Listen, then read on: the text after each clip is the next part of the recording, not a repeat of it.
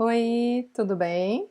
Eu sou a Vanessa, eu sou psicóloga e eu estou aqui para nós continuarmos juntos esse projeto da Isabel Augusta, a leitura, estudo e principalmente aprofundamento da nossa teoria de relacional sistêmica, que é abordada aqui neste livro, tá ok? Então vamos continuar sem mais delongas, apenas deixa o seu like e compartilha para aquele amigo que está fazendo o projeto de leitura e vocês estão clinicando juntos. Então vamos lá ao capítulo 8, a família biológica. Vamos dizer, não era não esperado esse capítulo, né? Iá chegou à sessão com uma aparência que lembrava sua apresentação na primeira vez que a vi. Mal vestida, o cabelo um pouco preso e um pouco solto, sem pintura. Logo na entrada, começou a contar que a última sessão de família foi desagradável para ela. Teve em muitos momentos o desejo de sair da sala, o impulso de ser irônica ou maldosa com as pessoas. Só não agiu assim porque já está se acostumando, nesses momentos de mal-estar, a refletir e tentar buscar a emoção que está por baixo do impulso que tem. No dia da sessão, ela não conseguia saber qual era a emoção, só conseguia entrar em contato com o mal-estar, com uma sensação de não pertencer àquela confusão de pessoas que falavam ao mesmo tempo e movimentavam-se sem parar. Tudo lhe desagradava. Após a sessão, não conseguia mais dormir direito, tinha a sensação de que estava voltando a se sentir como no início da terapia. Achava que estava diferente, mas sentia que algo era muito parecido com o tempo em que usava drogas e outras coisas. Como não dormia direito à noite, passou a fazer confusão com os horários, dormir a manhã toda, faltar aos compromissos que assumia com os familiares ou amigos e a sentir-se rejeitada, criticada e culpada. Tinha a fantasia de estar suja e feia, precisava tomar banho várias vezes ao dia e lavar-se o tempo todo. Parecia que uma avalanche estava caindo em cima dela. Além disso, não suportava o contato com a mãe. Olhar para ela desencadeava mal-estar. Quando a mãe estava mais consciente, tocava mesmo levemente em seu corpo, tinha o desejo de soltar-se, bater nela e sair correndo. Chegou a passar 6 dias sem ver a mãe, mesmo estando o tempo todo em casa. Passou mal, muito mal. Não conseguia refletir sobre os sentimentos, só percebia o mal-estar. Fisicamente perdeu peso, tinha náuseas o tempo todo, teve 2 furúnculos. Depois de ler num livro que significavam seus sintomas, conseguiu refletir sobre seus sentimentos. A leitura deu dicas do que poderia estar acontecendo. Tinha alguma consciência de um sentimento de solidão, de raiva, de frio, mas nada muito concreto. Continuou sentindo as mesmas coisas, mas deixou de ficar desesperada. Ficou mexida quando percebeu que desde a sessão não tinha bebido, quase não tinha fumado, tinha náuseas quando acendia o cigarro. E nenhuma vez tinha tido o impulso de ir buscar cocaína. Passou o mês nessa confusão, até que na véspera, quando levantou e já eram 2 da tarde, começou a organizar o que tinha acontecido no intervalo das sessões para contar-me. Pensando nisso, foi tomar banho. Ao tirar a roupa, lembrou-se de que durante o mês não tinha se repetido o fato de pensar em ir buscar a droga na hora do banho. Imediatamente teve um acesso de tosse, que acabou em vômito. Vomitou por horas e horas. Inicialmente era um líquido escuro, quase preto, meio viscoso, que grudava no vaso sanitário como se fosse cola. Pediu ajuda para uma das empregadas, que se assustou e chamou a irmã Débora. Ela também, assustada, chamou um médico. Quando ele chegou, o vômito já era mais claro e líquido, como se fosse Coca-Cola aguada. Ele medicou-a, mas o vômito não parou totalmente, só se tornou menos frequente. Assim ela passou a noite, num sono intranquilo, interrompido por jatos de vômito que foi ficando cada vez mais claro e líquido, mas ainda em grande quantidade. Quase toda a família foi vê-la. Alguns conversaram com ela, outros ela só tem a sensação de que a viu por ali. Quando amanheceu, Henrique perguntou se ela queria desistir de vir à sessão. Ela respondeu que viria de qualquer forma. O irmão então decidiu que ela viria num dos carros dele, por ser grande, com motorista e viria tomando soro, por recomendação do médico. Uma pessoa deveria acompanhá-la, e Ângela prontificou-se.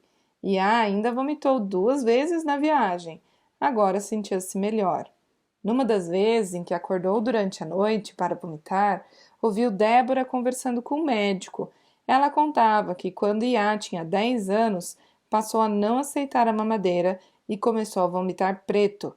Ficou assim durante 3 dias.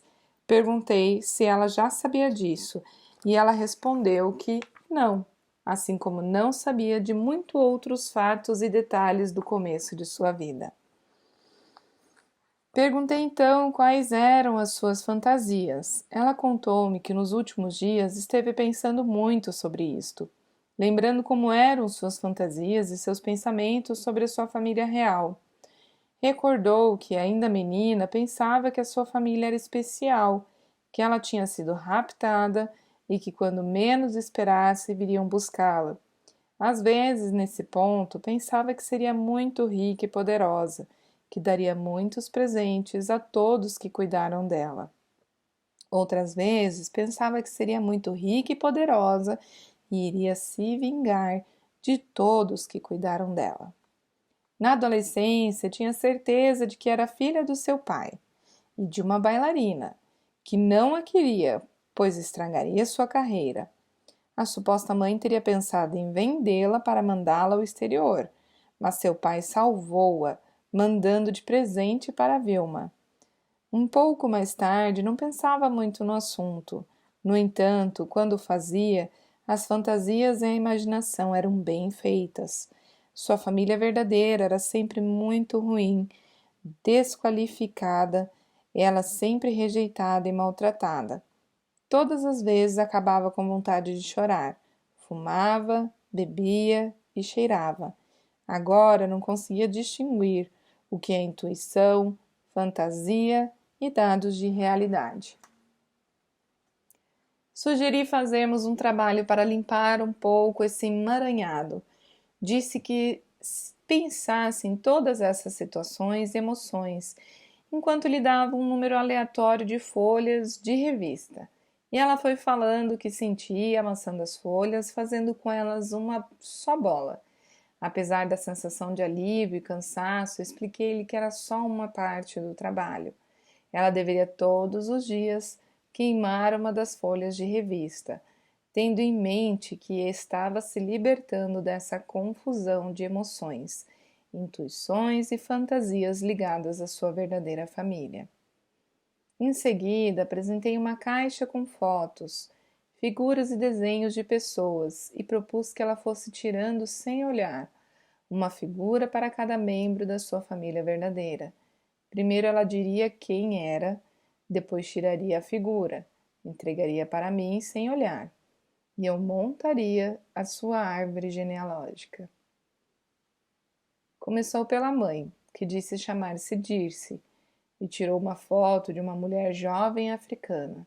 Depois o pai, José Hamilton, uma figura de um dançarino de tango. O irmão Moisés, um desenho de Alibabá. E a irmã Maria, uma figura de um casal de gêmeos jogando bola. Quando viu as figuras, disse que era Maria e Mário. Depois tirou um irmão da mãe, tio José, uma figura de um eremita e uma irmã do pai, tia Susana. Uma foto de uma moça vestida para a festa e sentada dentro de um carro esporte.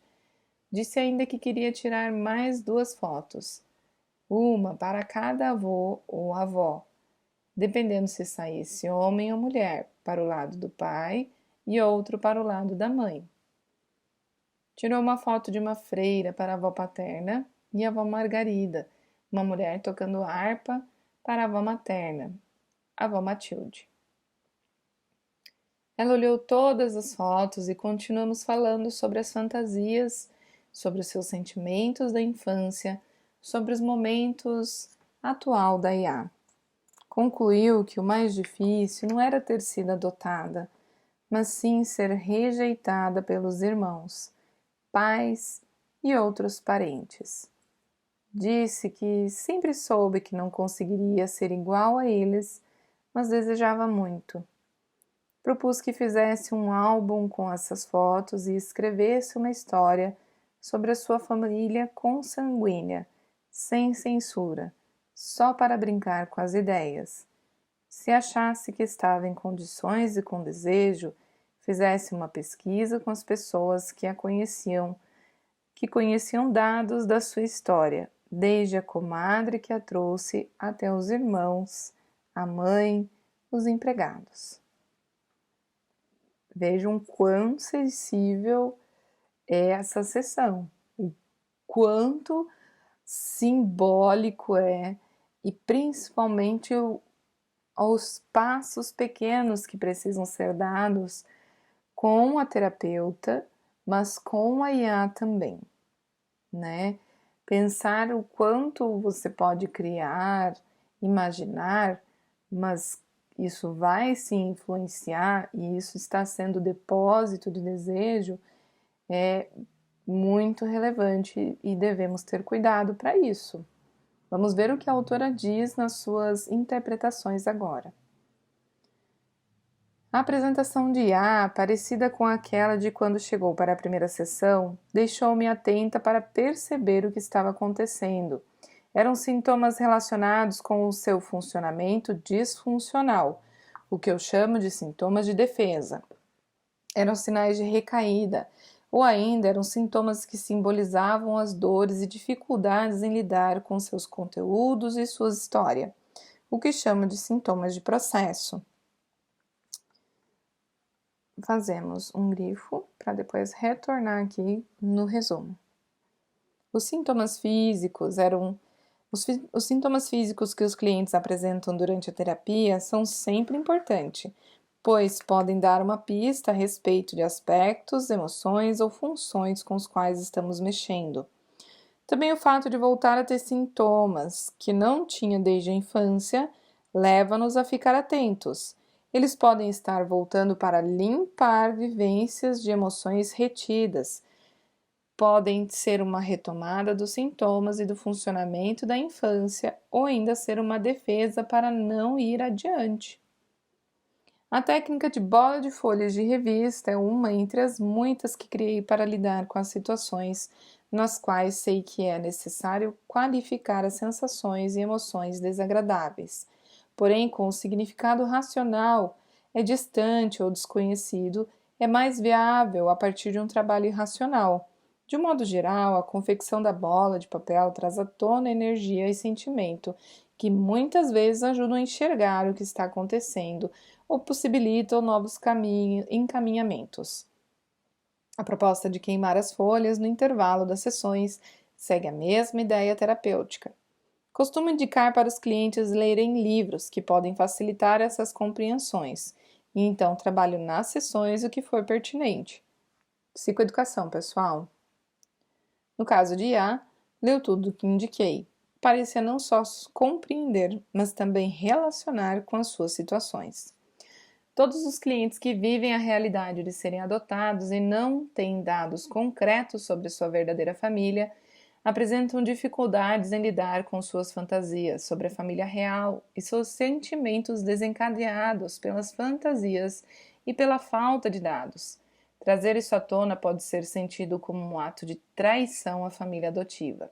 Procuro sempre apresentar aos clientes algumas alternativas para lidar com o impasse.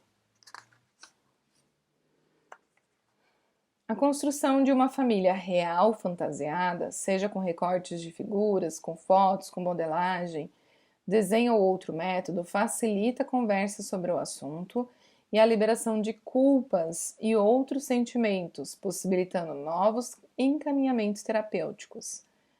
Sugerir uma atividade ou uma tarefa é diferente de prescrevê-la. A prescrição de uma tarefa pressupõe um objetivo claro e uma razão dentro do que está sendo trabalhado naquele momento. A tarefa será checada e o cliente terá a responsabilidade de realizá-la ou lidar com a situação. Ao sugerir uma atividade, não se define obrigatoriedade nem muita importância à execução, mas sim a compreensão da importância do ato. Mais importante do que fazer a tarefa é saber que ela existe e é coerente. A decisão e a responsabilidade de executá-la dependem da escolha do cliente e das circunstâncias que facilitarão ou não. Quando marquei a possibilidade de IA procurar dados reais sobre a sua família verdadeira, tinha esta conotação. Muito bem, então percebam então que ela deixa as possibilidades e ela diferencia aqui o que muitas pessoas podem se confundir. O que é uma tarefa, o que é uma possibilidade, como abordá-la e como estar aí manejando a situação. Se não ficou claro, volta, faça as suas anotações, indico que retome a leitura deste capítulo para que possa dar continuidade. E se ainda tem mais dúvidas, vamos conversar aqui embaixo. Deixe os comentários e compartilha para aquele amigo que também está estudando a sua clínica agora no começo, tá bem? Então até mais. Tchau, tchau.